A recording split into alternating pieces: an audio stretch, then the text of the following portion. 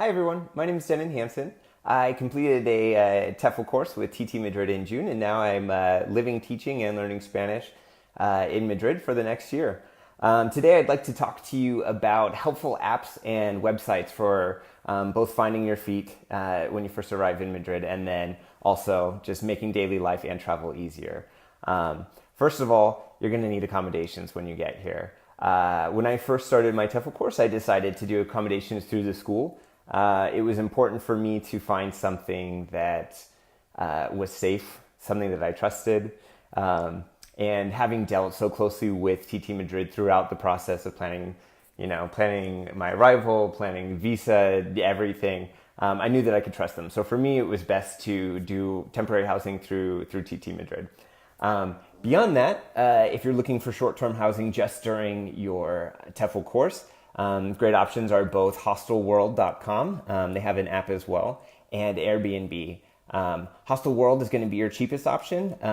Hostel World, it functions similarly to Airbnb in that every hostel has photos, reviews, profiles, and you can filter based on obviously dates, number of guests, and if you would like private accommodations or dorm style, male only, female only, or mixed. Hostel World is great. A lot of hostels offer social events, so if you're new to the city and you're worried that you're not going to be able to meet people, hostels are a great place to do so, and oftentimes you can get deals on local activities as well. Airbnb, if you've not used Airbnb, is a great way to find short-term accommodation both in Madrid and frankly almost anywhere in the world.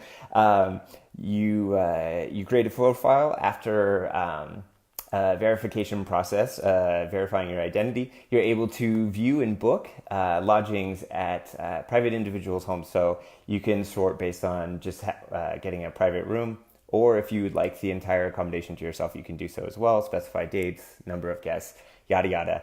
And it can be extremely affordable in many places in Spain and many other places in Europe. So highly recommend checking out Airbnb if you've not done so already. Beyond that, for long-term housing, I recommend both Idealista and Body. So Idealista is both a website and I believe an app as well. You can specify your neighborhood, your likes and dislikes, for instance, smoking, no smoking, pets allowed or not, LGBT friendly, you name it. Beyond that, you can specify specific neighborhoods, specific price ranges, the type of accommodations you'd like. And even better, you can actually draw your own sort of boundaries in the interactive map. So you can set your own boundaries of like, this is the area where I'd like to live, and you can search accommodations based on that. So it's great. I found my apartment on Idealista and was lucky enough to find someone who's a native Spanish speaker who also speaks English. So on the days that I need to practice Spanish, he's very helpful. And the days that I'm not quite up to the task, it's great because we can speak in English and it works out well for both of us. Beyond that, Body is a great app and website. So Body, B-A-D-I. The apartment owners or renters create profiles online. So it's far more personal than Idealista, which functions, I would say, more closely to Craigslist when finding apartments. Body, you're going to see photos of the individual. They're going to talk about themselves, have a small profile so you can get to know the person that you might be living with. In addition to, obviously photos about the apartment, the accommodations, neighborhood, etc. Great deals on both. I highly recommend checking out both when comparing prices, comparing areas, etc. And best of luck to you in that search. Getting around once you're here, once you're settled, Google Maps is my best friend here. Other than WhatsApp, it's probably my most used app. Google Maps is great for planning transit via metro, train, bus, whatever you need, car, walking. It's great and it works very well. Beyond that, you can obviously get information about bars and restaurants, reviews, their hours, price range. So Google Maps is great. Probably the most important app I've used in Madrid in getting around and getting my feet. Beyond that, Google Translate will help you a lot as well. So Google Translate, like many other translation apps, allows you to do live translation of text using your phone's camera, which is extremely helpful when you're at a restaurant looking at a menu rather than going into Google Chrome or whatever browser you use and looking up whatever, Ventresca is or Morthio or basically translate the whole menu at once. Save yourself some time.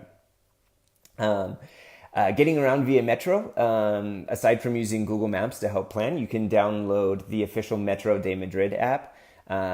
Has Metro Maps, helps with route planning, etc. Like most municipal apps, it's not the best. So government municipal apps tend to be mediocre. If you want, there's a better private option called Madrid Metro, which is bus and routes. Much better reviews, again, accessible Metro map and route planning, just to help you, supplement what you're going to use through Google Maps.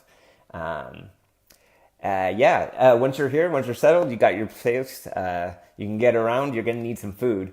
And helpful apps for food in Madrid, other than, using Google searches or Yelp reviews, you can use an app called The Fork. And The Fork functions similarly to OpenTable, if you're familiar with that. So you can look up restaurants based on cuisine, based on price, based on availability, date, etc., indicate the number of guests you want to dine, and book your reservations completely online. So if you're someone, for instance, who doesn't speak Spanish and would like to book accommodations at a restaurant that doesn't speak English, this is going to be extremely helpful for you.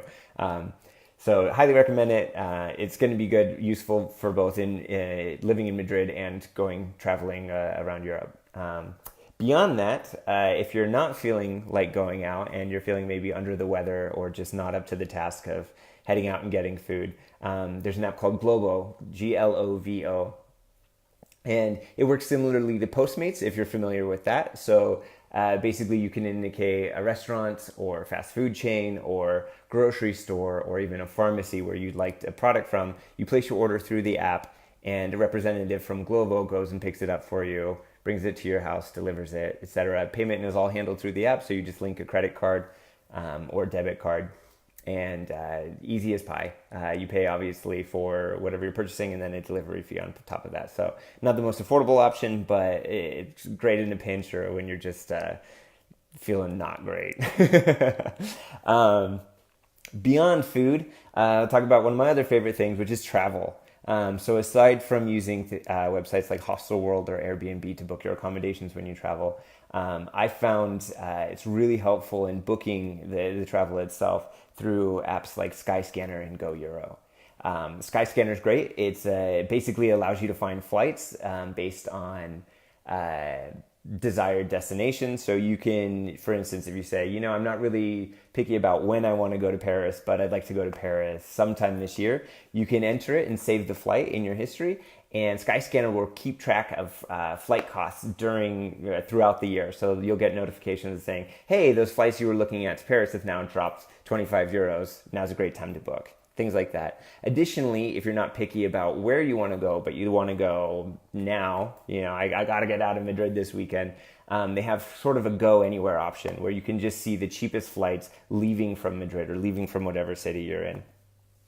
And if you're feeling adventurous, maybe you're like, oh, okay, like flights to Croatia this weekend, let's do it. Or flights to Mallorca, party. Like, here we go. So definitely recommend Skyscanner. You're going to get some great deals on that. Again, Google Flights is also a great option for trying to optimize your travel route.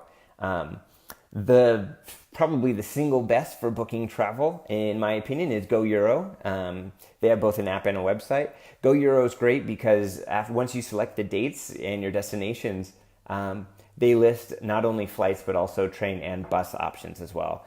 And so this saves you a lot of effort going from, checking out Google Flights and then going into Skyscanner and then going into Eurorail or whatever train booking websites, Flixbus, etc. It's an aggregate of all of the different travel options, including costs, time in transit, departure and arrival times, etc. So if you're looking for maybe the cheapest or best or trying to find a balance of the two, definitely recommend using GoEuro. And then it's really easy once you've selected everything.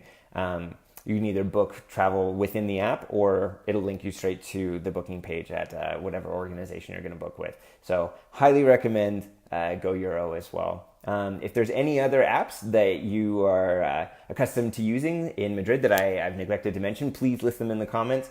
As well, and as always, if there's anything you'd like to know about while living in Madrid, getting your feet, maximizing your time here, enjoying yourself, let me know in the comments or even shoot me a personal message. I'm happy to respond. And finally, always, for any other information regarding the TEFL course, go to www.TtMadrid.com or check out their blog for other ideas on things to do while living in Madrid at www.TtMadrid.com/blog. And I'll be sure to put both the links in the description. Thanks, and until the next time, bye.